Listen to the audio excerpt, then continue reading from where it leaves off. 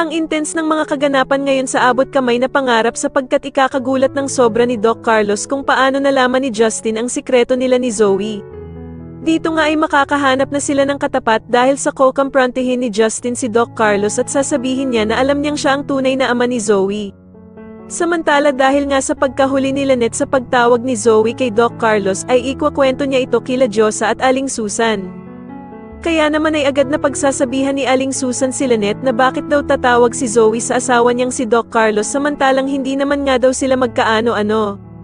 At dito nga ay dadagdag pa si Diyosa na sa dinami-dami nga daw ng pwedeng tawagan ni Zoe ay bakit si Doc Carlos pa ang palaging pinipili nitong tawagan.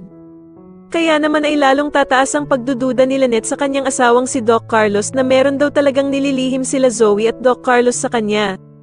Samantala matapos nga ang ginawang pangbabastos ni Justin sa ina niyang si Giselle sa harap mismo ni Annalyn ay hindi na nga ito makakapagpigil na sundan si Justin sa labas.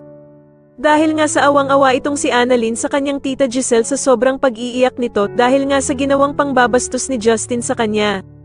Ikakagulat naman ni Justin ang pagsunod sa kanya ni Annalyn at dito nga ay ipapaliwanag sa kanya ni Annalyn kung gaanong pinagsisisihan ni Giselle ang nagawa nito sa kanya.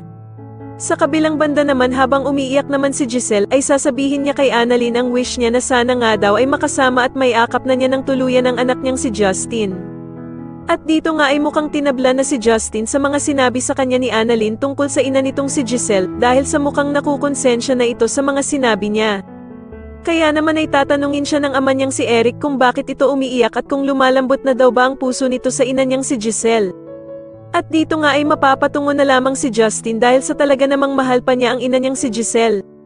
Sa tingin niyo si Justin na nga kaya ang maging susi para mapabagsak ang pamilyang manloloko na sila Zoe, Moira at Doc Carlos, mas lalo na nga talagang nagiging exciting ang mga susunod na kaganapan kaya naman ay mas lalo pa nating abangan ang mas lalong gumigandang abot kamay na pangarap. Maraming salamat po sa inyong panonood at sana po ay masubscribe niyo ako. Maraming salamat po.